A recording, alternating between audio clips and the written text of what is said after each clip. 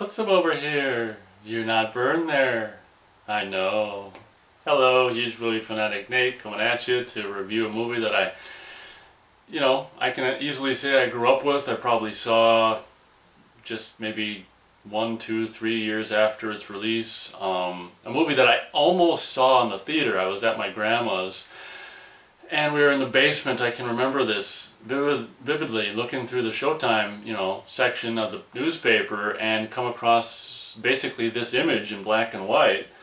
This image of John Candy with all his gear and his leaking cooler walking over this girl and spilling on the girl. It just occurred to me that the DVD's got...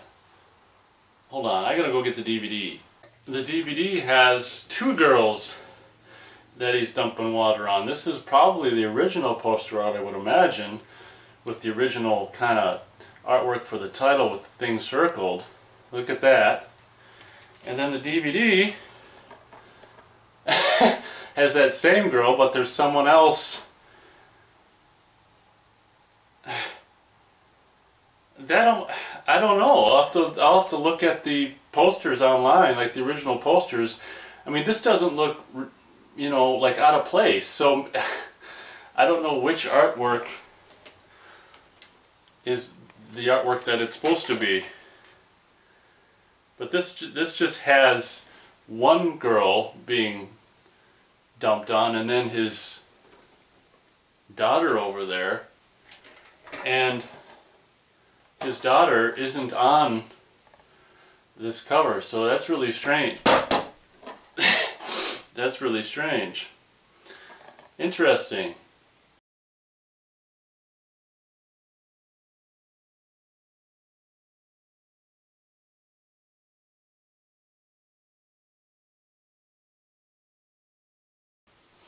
But this is probably the original VHS, which is dated 1986. The movie came out in 1985. And this is a movie, as I was saying, that I almost saw in the theater. Me and my grandma were in her basement looking through the movie section and came across a black and white version of something like this, I imagine. I guess. It's really strange that I was already a fan of John Candy in '85, but apparently, I remember being aware of the fact that it was John Candy, and I was a fan of John Candy, and I wanted to see it. And, oh man, I just wish that we went, and I could say I've seen Summer Rental in the theater, but for whatever reason, maybe that was a little, it is kind of, yeah, I don't know.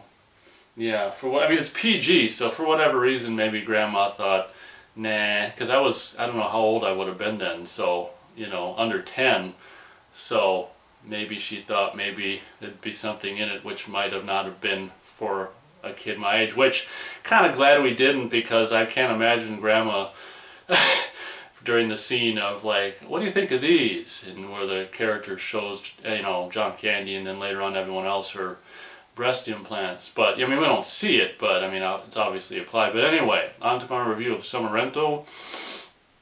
This is a movie, as I said, that I grew up with. I probably had it on home video, whether it was taped off TV or whatever. I don't know how I had this on video, but I had it on video and was able to watch it when I was a kid.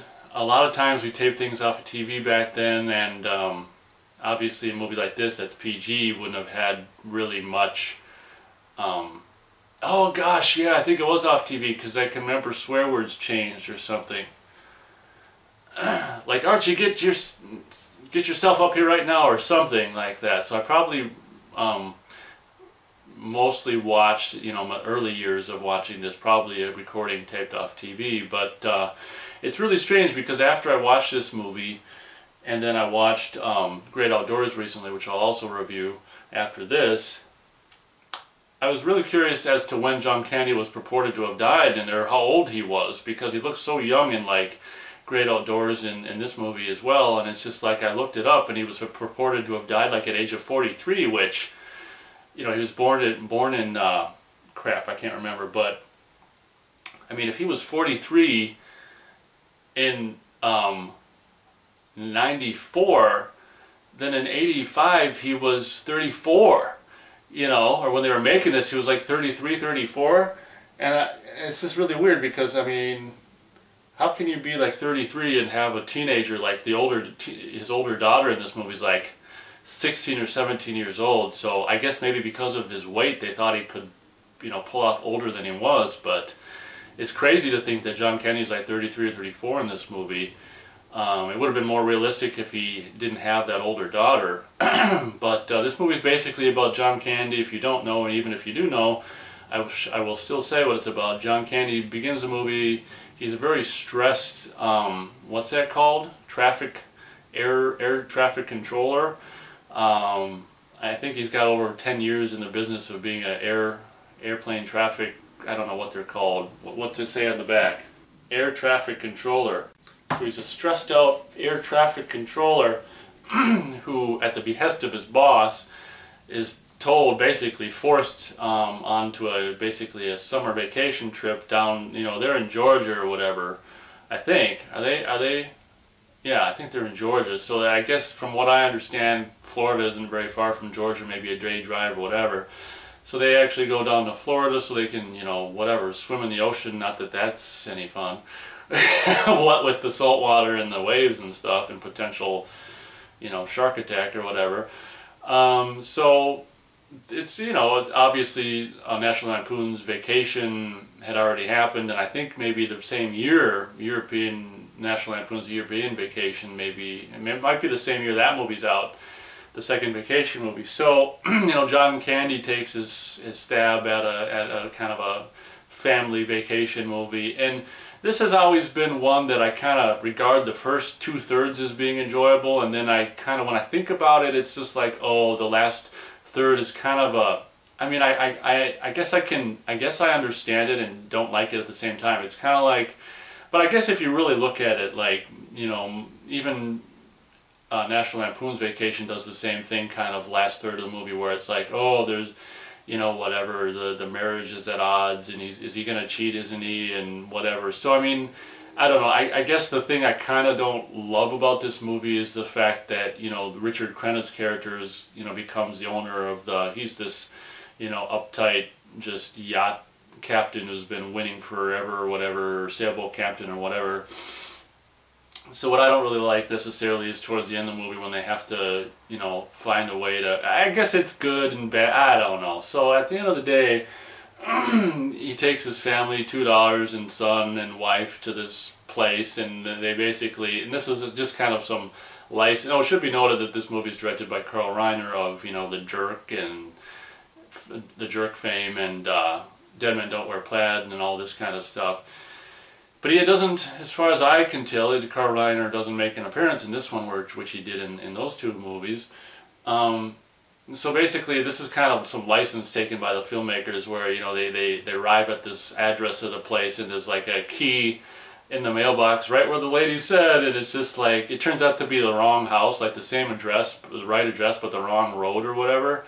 And it's just like, when you look back at it, you're just like, why are the keys in the mailbox then? But it's just a little bit of license for them to take for them to get the characters into the wrong house. But it would have been more realistic if they just did, like, under the mat, or, you know, on the overhang of the door or something like that. But whatever. I mean, it's just I don't think people generally leave house keys in their mailbox, because, I mean, the mailman, like, sees it in there like 6 out of 7 days a week. So anyway, that's just a small plot point, but I don't think you're supposed to really retroactively look back at that plot point and go, oh, whatever.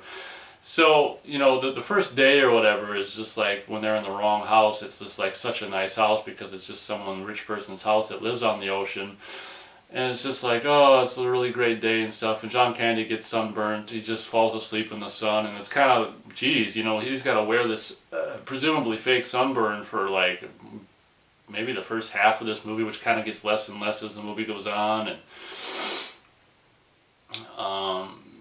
they get kicked out of, then the real owners of the house come home, and they get kicked out of that house. And the real house that they were rented is this piece of crap that's right next to a thoroughfare for everyone to get to the beach, you know, too, and living next to this, you know, this carpenter who's currently doing some renovations on his house, so it's all, you know, hammering and sawing, and you know, he's the guy who will end up having the wife with the recently enhanced breasts, who will come over and show John Candy. But so it kind of gets comical, you know, more comical when they end up in their dive place, that the reality, because they were so amazed how amazing the first place was, and it's just like, oh, that's not your place, which is kind of funny. So then they're at this just dive, and the first scene, you know, when they're, it's kind of funny when they're trying to have breakfast and stuff, and there's flies and there's noise, and they're sitting down to eat, and these people just walking by, and a guy looking in, a kid picking his nose and stuff, and John Candy tries to pull the,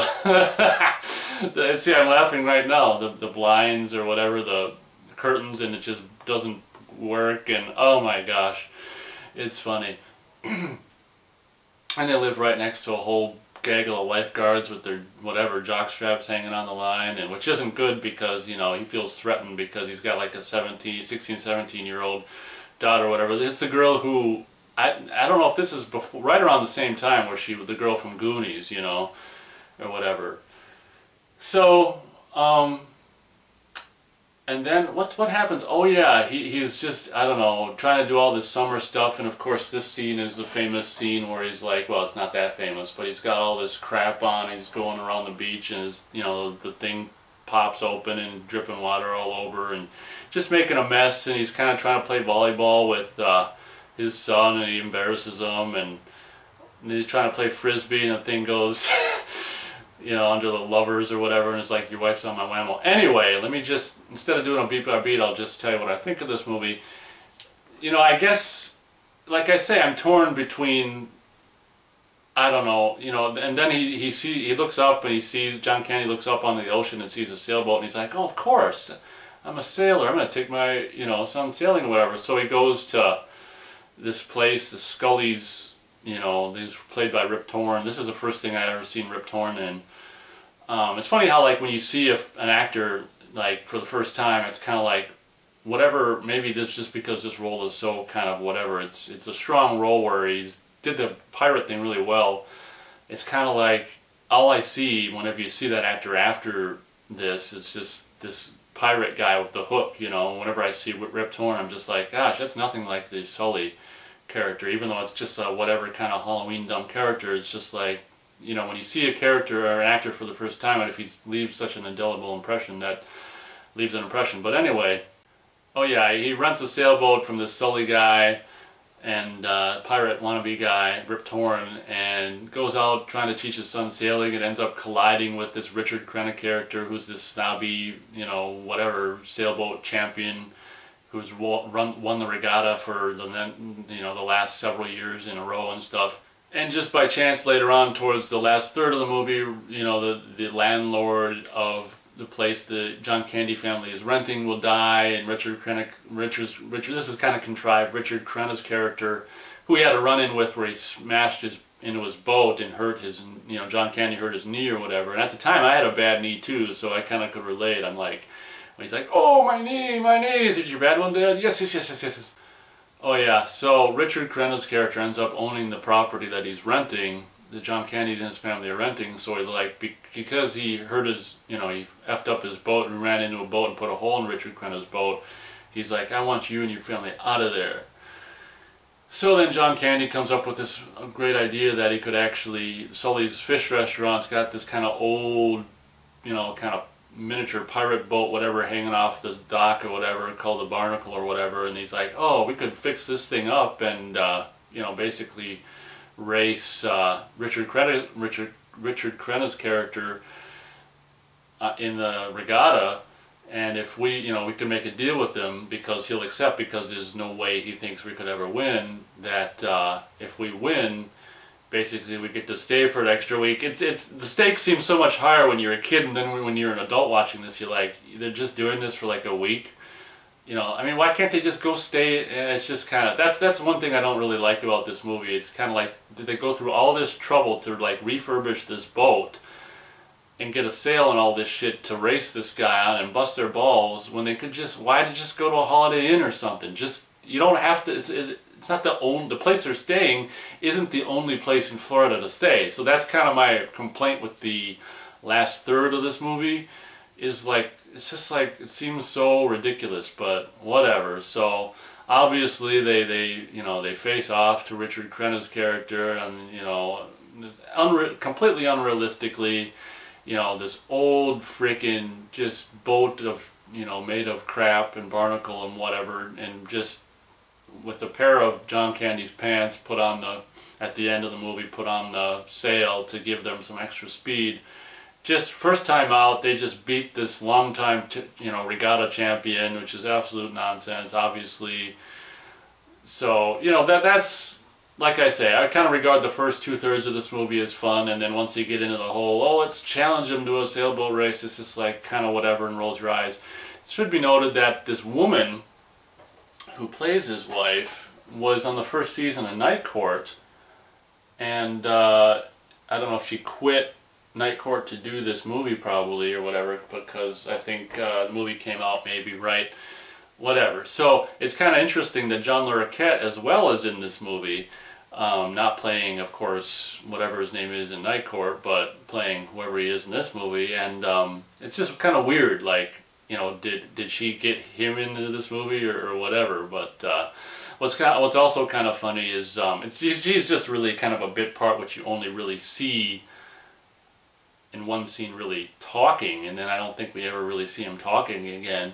But what's kind of funny about John Candy's older daughter is, like, she's getting all friendly with this lifeguard, and then they go to the movies on a rainy day and see John Larroquette's son, and she's like, oh, you're getting all, so it's like whenever, it's just weird. It's just like, okay, let's just test the waters here, I guess. Like, now we're gonna do googly eyes at John Larroquette's son in the movie. But it's interesting because obviously in this little kind of mom and pop theater location that they shot that theater scene in, it's I don't know if it's a real theater or just a place made up to look like a theater. Of course, it's a Paramount movie, so they got nothing but Paramount, like current Paramount movies at the time, posters on the wall. And if you look closely, you can see a Friday the 13th Part 5, A New Beginning poster on there. It's the one where it's like, if the thought of Jason scares you, you're not alone. And obviously there's a poster for Footloose, I think, and Top Secret and stuff like that. So that's kind of a cool little tidbit. So stars for Summer Rental, I'm going to go 2 3/4 stars out of 4 stars for Summer Rental, even with the kind of I don't know, just whatever, this whole last third being just all about this race and trying to beat Richard Crenna's character at his own game kind of thing. I mean, it's still one of those things that I grew up with, and John Candy just being such a, unlike the rated R National Lampoon's Vacation, this is a PG kind of a family vacation movie that's not so like mean-spirited and nasty, and doesn't have them jokes like, yeah, French kissing your dad, like, Vacation. Just rewatched that again recently, and I'm like, God, that line actually kind of, yeah, that's almost not funny. That, my daddy thinks daddy thinks I'm the best at French kissing, but that's almost like not even, I don't think you could say that now. But you shouldn't have been able to ever say it. Not that I'm for censorship. Anyway, I'm all over the place. But what I'm saying is, Summer Rental is kind of a nice, more, PG version of Vacation. So it's something that doesn't have as many just nasty kind of jokes or whatever, and risque stuff and stuff. So definitely, one of the movies that I kind of probably tend to revisit at least once every summer, just because it's like, I remember, first being a kid watching this, and when the, summer, I've always been like that, where it's just like, oh, it's summertime, you got to watch Jaws movies, you got to watch Summer Rental, you got to watch Vacation. I've always been like that. It's probably not the only one to be like that, but I imagine that not everyone is like that. So anyway, I'm reviewing myself now, but thank you very much for watching my review of Summer Rental, a movie that definitely holds, definitely has this kind of special spot in my heart. But as I say, it's kind of like, you think about the movie, and then moments later, you're like, oh yeah, it's got that boat race, doesn't it? So it's kind of one of those movies that's like you kind of, you know, I used to just watch bits and parts of movies when I was a kid, but if I was a kid I'd probably not watch the end. But you kind of, you know, when you watch the end, it's just like not that big of a deal. Oh, one thing that I want to say in closing is obviously because you can't shoot, you know, they had this really, really young girl, which was his, you know, the younger girl in the movie. And obviously because of the laws regarding child labor and all this shit, you can only shoot for a certain amount of time with someone so young. So basically they had, you know, it's kind of dumb that they took their whole family on the boat race because each person is weight, which would weigh down the boat. So it's kind of dumb that they do that, but again, it's not, you know, really a realistic kind of a movie or whatever. And then what I thought was really lame is like halfway through the race they realized that they got all this junk in the boat, like a freezer and crap. So then they're just like, oh yay, and it's this kind of this, you know, celebratory scene where they're throwing all this kind of freezer and just junk and trash into the ocean, which I thought is not really something to rejoice about. It's just like, oh, you're throwing crap into the ocean like a big freezer and shit, assholes. And anyway, as I was saying, there's this scene where, you know, because they can't have this little girl be in this whole boat race, there's like, she's gonna go play in the you know, whatever, the basement of the boat with this old Asian guy, and someone loops this girl's, you know, voice, who's like probably an adult male. It's like, can I play in the basement with Yuriko? And it's just like, what? Like, why couldn't they use her lines? Did they lose the audio track tape for that or something, or was it not going? Because then I was like, well, maybe she can't say Yorku, but then later on she's like combing his hair and she's like, Yuriko, you're so pretty.